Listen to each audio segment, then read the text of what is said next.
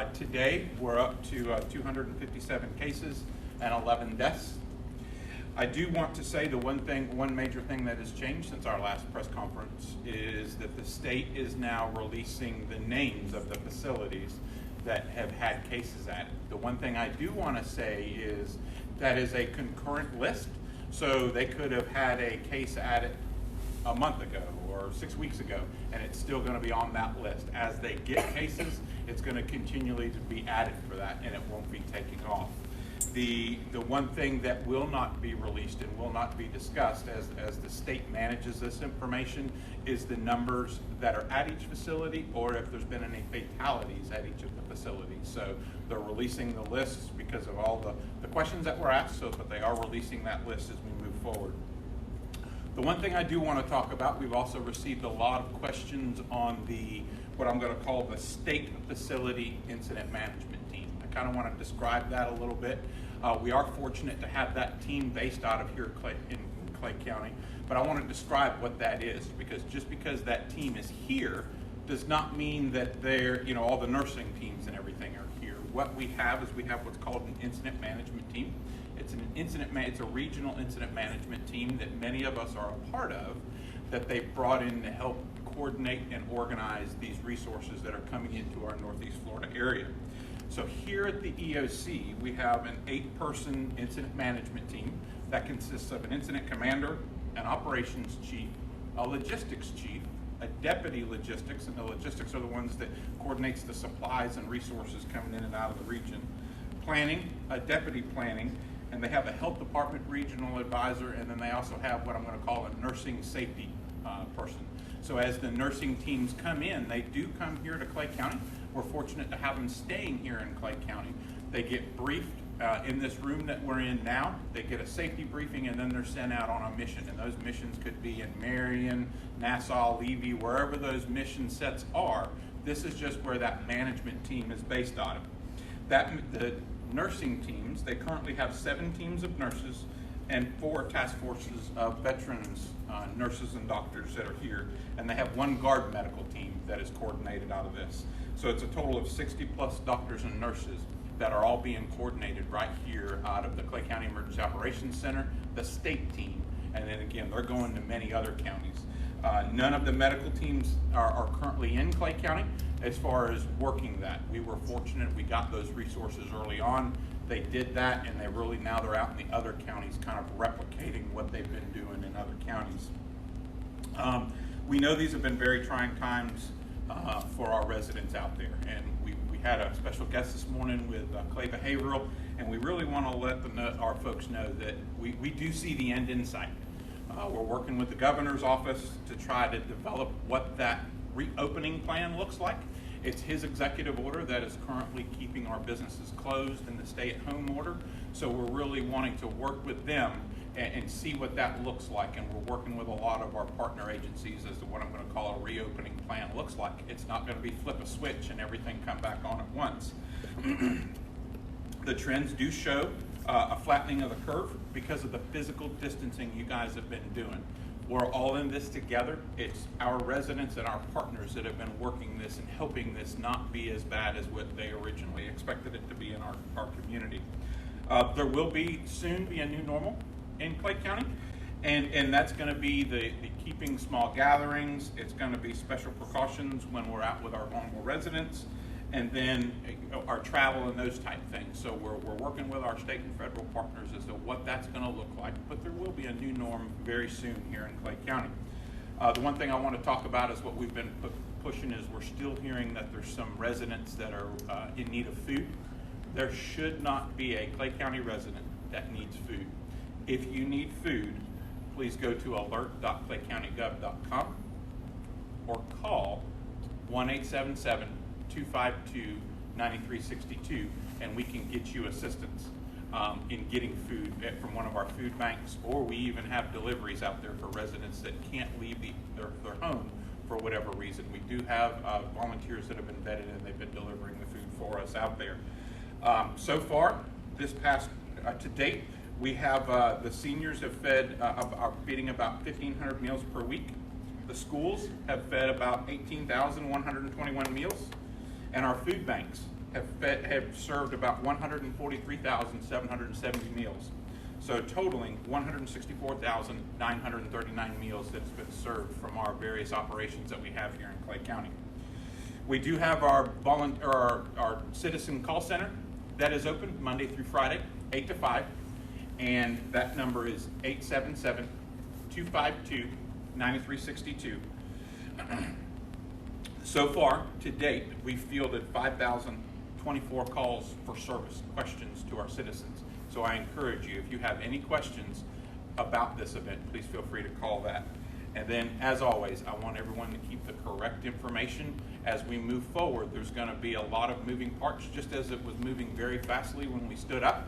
It's going to do that on the backside. So if you have any questions, please stay tuned to our website, thealert.claycountygov.com, or call our call center to get the most updated information. Clay County, I want to thank you so much for being in this together. We are Clay County strong. I'm now going to turn it over to Ms. Heather Huffman to do her brief.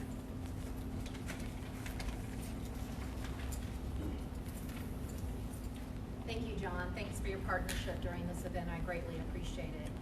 Just to give the latest updates, we're currently at 257 cases. 2 cases are in non-Florida residents. We currently have 11 deaths, and that's about a 4% mortality rate. We currently have tested more than 3,000 individuals, with 2,800 of those coming back negative. Hospitalizations, and that includes ever hospitalized, not currently hospitalized, about 19% of all of our cases have been hospitalized at one time or another. The latest updates are always on the Florida Department of Health COVID website. Those numbers are updated twice daily at 11:30 and 6:30, and that's where you can get the latest numbers. It breaks it down into zip codes, ethnicity, race, those kinds of data sets that you would be interested in. I wanted to speak a little bit today about long-term care facilities. That has been a high priority area, not only for the governor and the state surgeon general, but also for us here in Clay County. We currently have 7 facilities out of our total 28 facilities that have had cases in them, and that may be one or the other of either a staff member or a resident, or a combination of the two.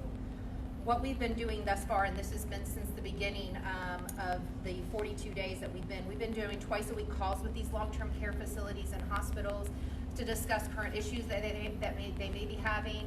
We may also be talking to them about issues related to education, infection control practices, and PPE needs they may have.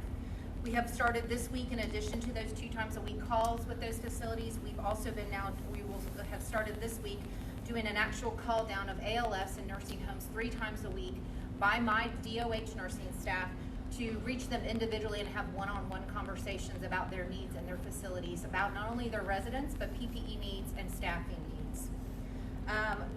Related to the IMT staffing that we've been able to get with the regional IMT, we were very fortunate to be the pioneers to have the regional IMT strike teams come into Clay County.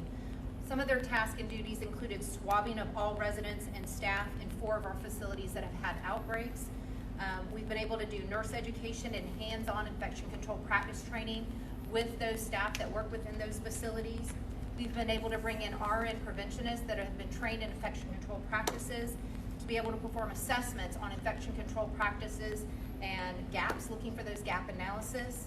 And lastly, to make recommendations to facilities when you do have residents that are positive in a facility. How do you isolate them, and then how do you isolate them within a facility if you have a group of them? I would be remiss not to thank my staff, who are, I feel very blessed as a health officer to have the best staff as far as the county health department, but especially to my epi staff. We typically have 2.5 epidemiologists on staff. We've been able to bring internally within our own staff an additional 3.5 people, so we have 7 individuals working cases and doing those contact tracing and those interviews, and they have been doing same day or next day interviews with every single positive that we've had, including contact tracing. That is a tremendous amount of work. They have been working 7 days a week, 10, 12-hour days, in order to serve the community. So at this point, I'll turn over to Mr. Wanamaker. To Sheriff Daniel, excuse me.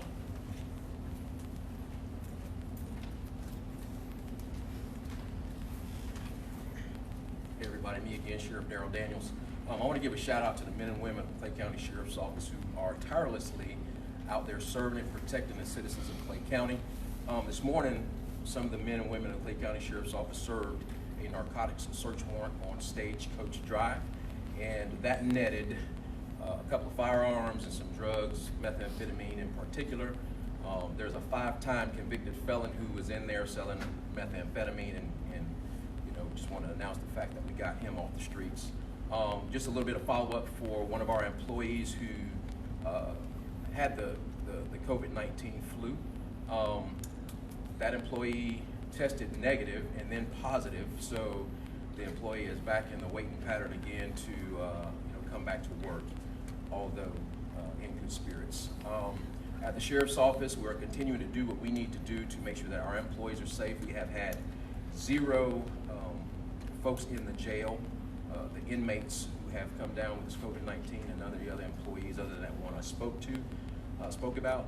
For the citizens out there, continue to do what you're being asked to do by way of the executive order and the CDC guidelines.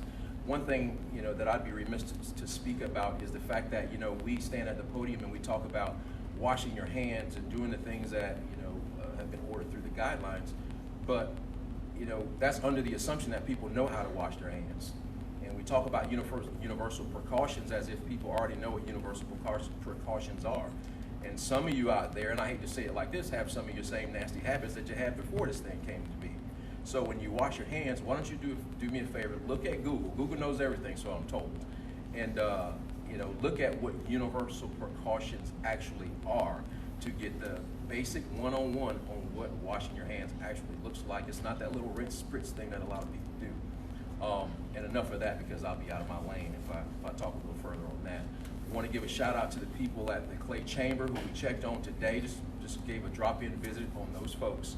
Albeit they're closed to the public, it's dropped off some disinfectant to them, and they're doing a bang-up job over there with building masks for the citizens of Clay County and some of our other stakeholders. So that's our update from the Sheriff's Office. I appreciate everybody's compliance. We have not had any negative interactions of non-compliance, nothing noteworthy. So next person up will be Superintendent Rossi.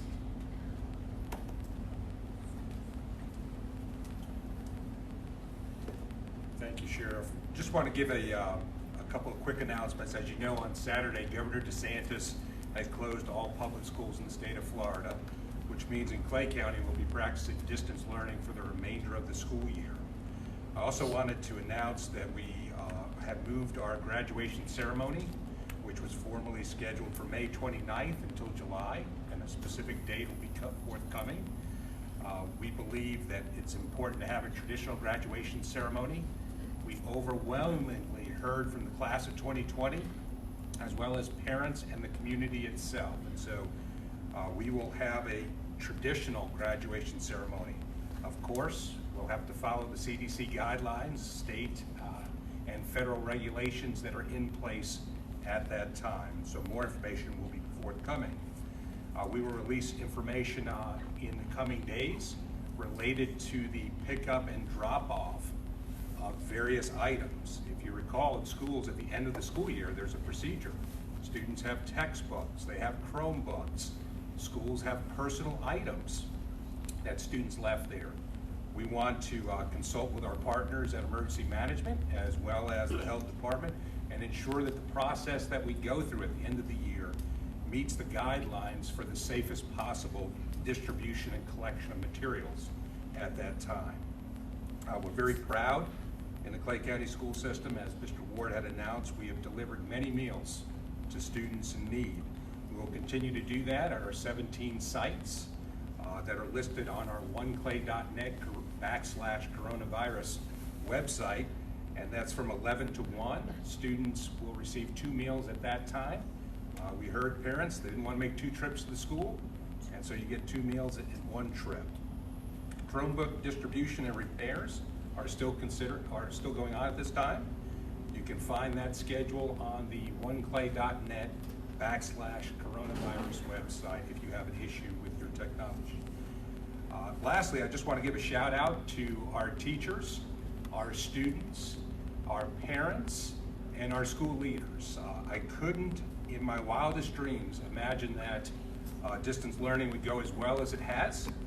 I appreciate everyone's grace and compassion and flexibility as we all learn together in a new format. I thank you so much as Superintendent of Schools. Next, we have Mr. Wanamaker.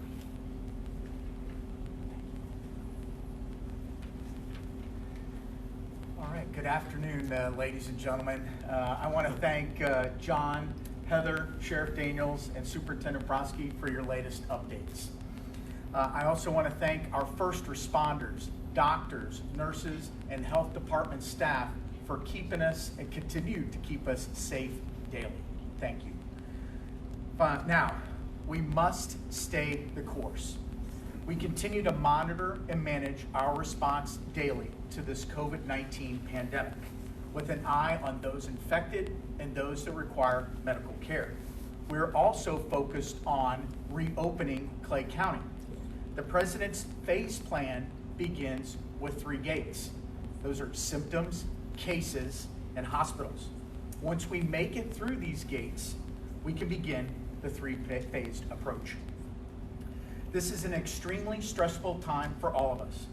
I want to encourage everyone to take care of yourself and your family. Talk about your concerns with your loved ones and look for creative ways to spend time with them. Finally, thank you, Clay County, for your courage and commitment. Your physical distancing is working. I have a few announcements regarding the Clerk of the Court operations on behalf of Tara Green. Expanded payment plan options are available to prevent falling behind on court-ordered payments. Please call 904-269-6302, extension 4772 for details. Residential eviction process steps remain, unfortunately, except for physical removal. Residents who are served with an eviction notice should contact the clerk's office at 904-264-6363 for details. And finally, COVID-19 court date postponements remain. Those with pending cases should check the judge's website at www.clayclerk.com and register for e-notify. Now, let's all continue to work together to stop the spread of this virus so that we may reopen Clay County. Thank you all, and we'll take some questions. I have a question actually for Administrator Huffman. Hi. You talked about long-term care facilities, and we know from different attorneys and HIPAA experts that giving out information on how many cases there are at each facility is not in violation of that law. We know from families here in this county and across the state that they don't feel they're getting an accurate picture of how many cases, how large an outbreak is at a facility, whether it's one case that has now been taken out of the facility or whether there are multiple. Have you gotten any reasoning from the state health department as to why you guys are not releasing that information? Georgia has. So we're following the direction of the state surgeon general and the governor up to this point, and through other outbreaks that we face related to H1N1, years past Zika, we've never released that kind of information. This is the first time that you've been able to actually get facility information. We don't see the value in telling you if it's 1 case or 3 at this point. It's not going to change our situation. The families are to be notified from that facility if there's a positive, just like if there was another kind of communicable disease going on within that facility. They would report those back to those families and or residents depending on their current situation. But we are hearing from families that they are not getting that they're being told about the original case, but then they're hearing from others about other cases that might be in there. Are you following up with these facilities to make sure they're distributing that information to the families? So these facilities are regulated by the Agency for Healthcare Administration. I work for the Department of Health, so we would have to follow with ACA as far as how they're doing that on their end. When I've spoken to many administrators that we have here in the facilities in Clay County, we have talked about those, and they are saying that they are doing those notifications to those families and or residents. My last question for this. Now, while you've made your point that you guys haven't released that information in the past, it is public record through the Florida Department of Health and ACHA. We know we've made requests for that information, and we know other media outlets have as well. Would that not mean you have to release that information? Not necessarily. Our attorneys go through any public records request, and they deduct the information that would be pertinent to release to the public through media or even public request. Any other questions that we can answer for you? Yes, this has probably already been asked and answered, but I keep getting people out in the community that do not have the information. If a person is feel like they have the COVID-19 symptoms, where do they go and who do they report to get checked? And that's, again, very basic. So the first avenue for getting testing, if you have any kind of symptoms, is to reach out to your private provider. We want you to have a relationship with your private provider. We want to continue that relationship. We do have a regional testing site. It is available to anyone. It's not based on county boundary. That is the TIAA Bank Lot J. They are doing much more testing than when it was a federal regional testing site. And that is open every day of the week. And so you can go there. You just have to report if you've had any signs or symptoms. Temperature is not a requirement anymore. Or if you are asymptomatic and you've been a contact to a known positive, you also can get tested there. And a follow-up question, a lot of our citizens have consternation about having to drive to Jacksonville, and their question is, why don't we have it in Clay County? So there's a couple of reasons for that. One is it's very costly to set up these sites, and it's a lot of huge amount of overhead that go with that. It's not as simple as just having a drive-through and somebody there to swab you. You know, you have to have different avenues as far as protective factors set in there, and it's a high amount of PPE that has to be used for these testing sites. So we've tried to work with those individuals that have called us related to that, but ideally they should be able to work with their private provider to get that testing done.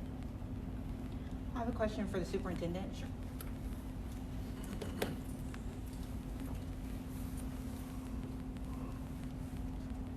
Hi. We were told that there may be some differences in how you guys are approaching grades for the remainder of the school year, using grace during your grading. And can you tell us what policies you set for handling grading while you guys are doing distance learning? Yes, the only change really in guidance and grading is that we believe that you should take into account the students' 3 quarters of grading, their whole academic history, when making a determination in the 4th quarter. So we did put that guidance out. We do believe in grace and compassion. Every student learns differently, and now we've thrust all of these learners into a different environment. We've also thrust a group of parents into a whole different environment too. So we've kind of said grace over grades, given the environment that we're in. This is a worldwide pandemic. This is very unusual times. We were told that they can't be graded lower than they've made in the average of the last 3 quarters. Is that correct? Now, the advice was that students' grades in the 4th quarter should not be below the average of the 3 quarters that they've already demonstrated. Okay, thank you. Okay, any more questions?